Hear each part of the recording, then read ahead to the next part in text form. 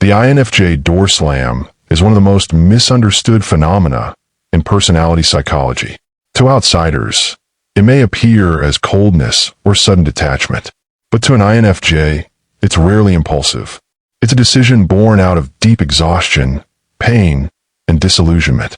When an INFJ decides to cut someone off completely, it's not because they stopped caring. It's because they cared too deeply for too long and reached a breaking point where protecting their inner peace becomes more vital than keeping the relationship. INFJs are empaths who feel the emotional weight of others as if it were their own.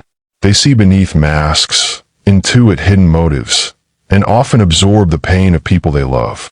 This gift makes them nurturing and compassionate, but it also leaves them vulnerable to emotional manipulation and betrayal. When an INFJ realizes that their kindness has been taken for granted, their loyalty abused, or their soul drained by someone's toxicity, something within them begins to shift quietly. They may not confront the person immediately. They often give countless chances, subtle warnings, and soft boundaries, hoping things will change. But when their efforts are met with continued disregard, the INFJ's trust begins to erode, slowly, invisibly, but permanently. By the time an INFJ decides to door slam someone, they've already endured emotional storms that others would never see. They've rationalized, empathized, and forgiven far beyond what's healthy.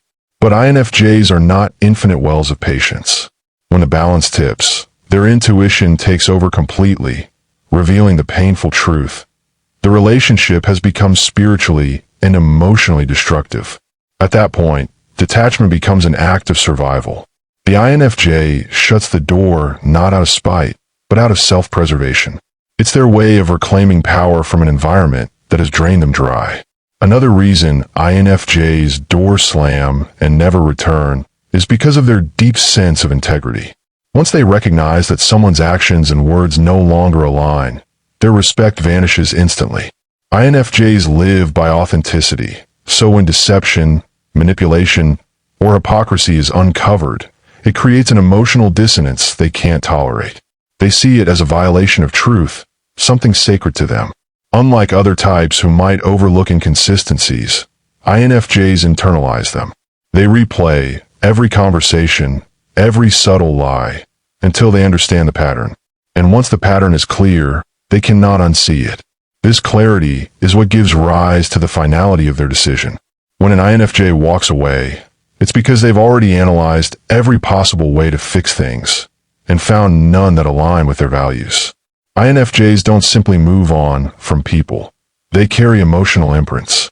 Every betrayal, every disappointment lingers in their subconscious. To function again, they must purge that energy completely. Cutting off contact is their emotional detox. They know that maintaining even a small connection keeps the wound open. So they withdraw silently, block contact if necessary, and redirect their energy inward. They heal through solitude, introspection, and creative expression. To outsiders, this may look heartless, but for an INFJ, it's sacred. It's how they repair their soul after emotional devastation.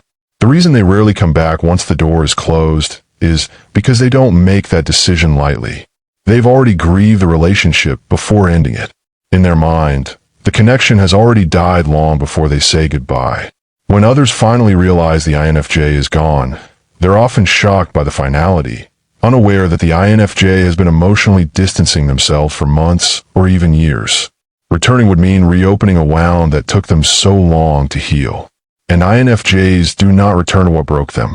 They see it as regression, a betrayal of their own self-worth. Once they've achieved emotional clarity and peace, they will protect it with the same intensity they once gave to the relationship. Another profound reason INFJs don't return is because of their forward-looking mindset. They believe every ending has a purpose. Once a door is closed, they see it as part of a larger life lesson. Their intuition often assures them that the relationship served its role in their growth, and going back would only delay the next chapter of their evolution. For them, closure isn't found in reconciliation, but in acceptance. They may still hold love for the person deep down, but it becomes detached, purified, and distant, no longer tethered to expectation or pain. INFJs also understand that people rarely change unless they truly want to. Having seen the same patterns repeat too many times, they stop hoping for different outcomes. Their intuition, which rarely fails them, tells them when something is irreparably broken. When they act on that insight, it's because they trust their inner knowing more than anyone's promises. They don't need apologies or explanations once their intuition confirms the truth. They simply move on, quietly, resolutely, and completely. Even when others attempt to reach out after being door slammed, the INFJ's heart no longer responds the same way. The emotional resonance that once defined the connection is gone. They may forgive, but they no longer feel compelled to re-engage. Forgiveness for them is spiritual release, not reconciliation. They may wish the person well from afar, but they no longer invite them back into their sacred space. That inner circle, once broken, is rarely rebuilt. The INFJ door slam is not an act of hatred. It's an act of love, love redirected inward after being poured out endlessly to someone who couldn't value it. It's a declaration of self-respect, and though it may seem final, it's also freeing. It allows the INFJ to heal, grow, and rediscover the purity of their empathy without the weight of resentment. Another reason INFJs door slam and never come back lies in the way they experience emotional betrayal. When someone deeply violates their trust, it doesn't register as a surface-level mistake. It penetrates the very core of their being. INFJs love with depth and devotion. They see potential in people long before others do. And when that vision is shattered, it's not just disappointment. They experience it as a kind of spiritual wound. Once that wound reaches a point where healing seems impossible within the same relationship, they subconsciously equate staying with self-destruction. In that moment, walking away isn't just an emotional reaction, it's self-rescue. Their internal world is governed by principles of harmony and emotional honesty. When someone repeatedly disturbs that harmony, their inner landscape begins to crumble. For the INFJ, peace is not optional, it's sacred. They crave emotional environments where authenticity flows freely, where intentions match actions, and where empathy is mutual. When these conditions are violated long enough, the INFJ's intuitive mind begins to whisper that the person or situation has become incompatible with their soul's vibration. This intuitive realization can be so absolute that it leaves no room for reconsideration. That's why they often never come back. It's not stubbornness, it's alignment. Returning to the old connection would feel like stepping out of spiritual balance. Another overlooked factor is how INFJs experience accumulated emotional residue. They absorb emotional energy from everyone they care about. If a relationship repeatedly exposes them to negativity, whether through manipulation, criticism, chaos, or indifference, it begins to cloud their emotional clarity. This buildup becomes suffocating. To restore their inner equilibrium, the INFJ must release every energetic tie associated with that person. They cleanse their emotional palette by cutting the person out completely. Once they've done this, even the thought of reopening contact feels like reintroducing poison into a system that's finally healing. Their silence, therefore, isn't vindictive. It's detoxification in progress. INFJs also tend to idealize people they love. They see not only who you are, but who you could become. When they love someone, they project that ideal onto them, often to their own detriment. Over time, if the person fails to grow into that vision, the INFJ faces a harsh awakening. They were loving the potential, not the reality. This realization can be painful and disorienting. When they finally accept that the idealized version will never manifest, they withdraw completely, severing all hope of change. In that withdrawal lies finality, because once an INFJ's illusion collapses, it never rebuilds in the same way. INFJs are also private beings who process pain internally. Unlike other types who might argue, lash out, or seek closure through confrontation, the INFJ's closure happens in silence. They may write about it in their journal, talk to God, or sit alone until their emotions settle. By the time they reach the point of a door slam, they've already processed every feeling, every justification, every possible resolution. They have nothing left to say because they've already said it to themselves 1,000 times. When they go silent, it's not because they don't feel, it's because they've already felt everything, and words no longer have meaning.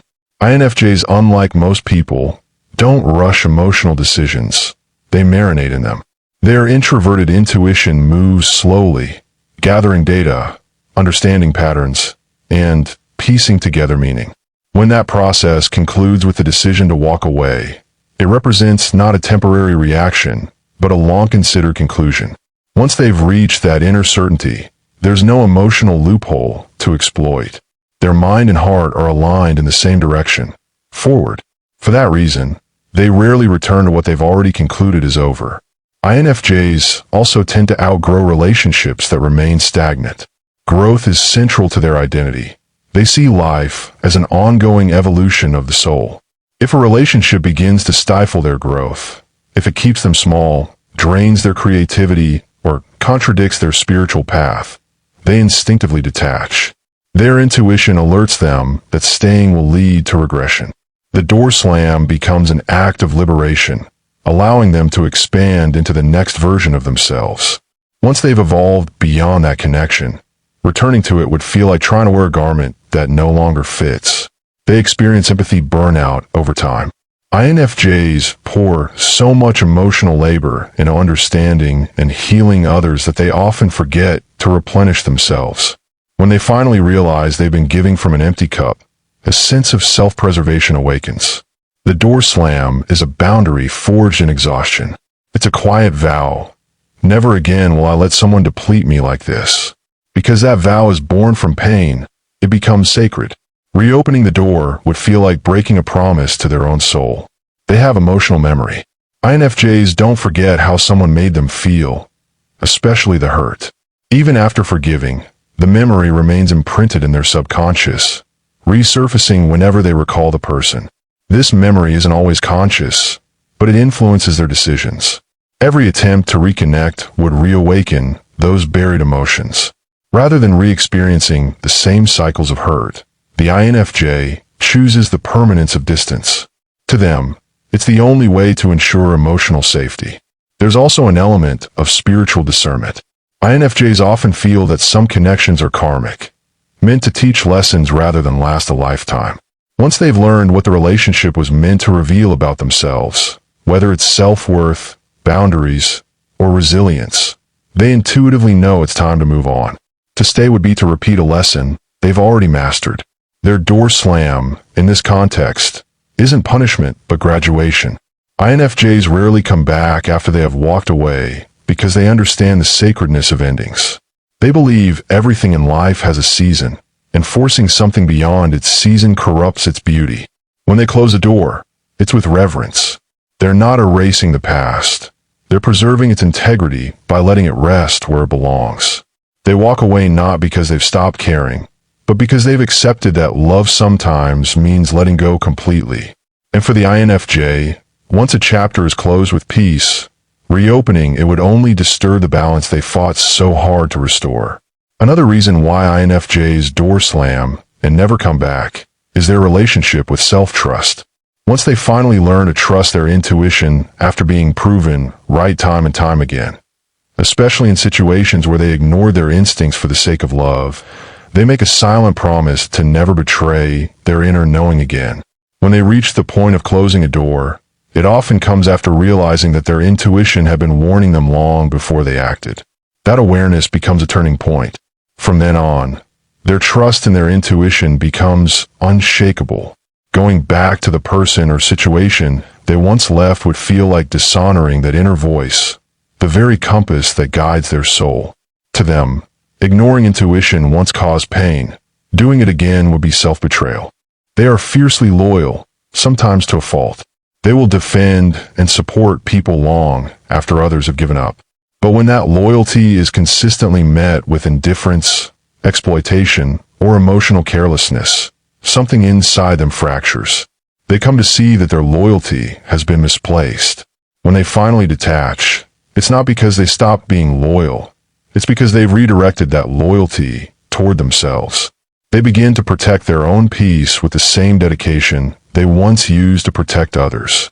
And once that switch occurs, the door doesn't reopen. To them, it's not a matter of holding grudges. It's about honoring where their loyalty now belongs. INFJs are also deeply conscious of emotional cycles.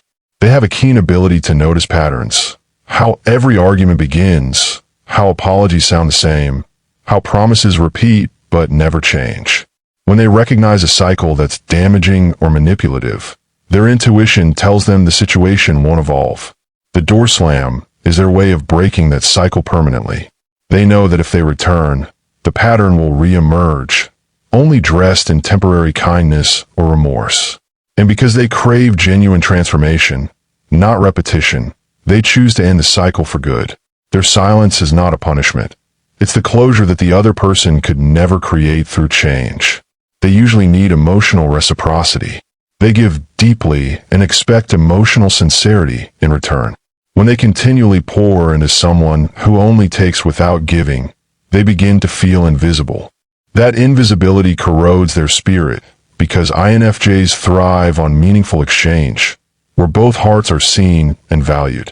When they realize that the connection has become one-sided, that they're carrying the emotional weight alone, something within them snaps. The door slam is a declaration. I refuse to be unseen any longer. Once they've reclaimed their sense of worth through that act, they rarely reopen the door to a space that once made them feel invisible. They are highly sensitive to energy, what they give, what they receive, and what lingers. When a person's energy becomes dark, chaotic, or draining, the INFJ feels it in their entire body. The longer they stay around such energy, the more disoriented they become. Once they separate themselves and begin to heal, they immediately sense the difference, the calm, the clarity, the lightness. Returning to the old energy feels like stepping back into a storm they just escaped. Their soul simply refuses it. It's not about pride or resentment. It's vibrational incompatibility. They've elevated beyond that energy, and their intuition won't let them go backward. INFJs are also visionaries when it comes to human potential. They often see future possibilities in people, not just their current reality. When they finally accept that someone has no interest in growing, no desire to confront their flaws or evolve, the INFJ's hope begins to fade. Once hope dies, love begins to change form. It's not that they stop loving. It's that they stop believing in the shared future they once imagined. That loss of vision is powerful. It severs the emotional thread that once kept them tethered. When an INFJ can no longer envision you in their future, that's when the door closes forever. Another reason they never return is because many INFJs believe in the permanence of emotional death. When a relationship dies in their heart, it's not a temporary wound that can be revived through apologies or nostalgia. It's a burial. They mourn privately, go through all stages of grief, and finally reach a place of emotional peace. Once they've buried the relationship emotionally, they do not exhume it. To them, doing so will be disrespectful to the growth and healing that followed. They cherish what once was, but they have no desire to resurrect what's gone for good.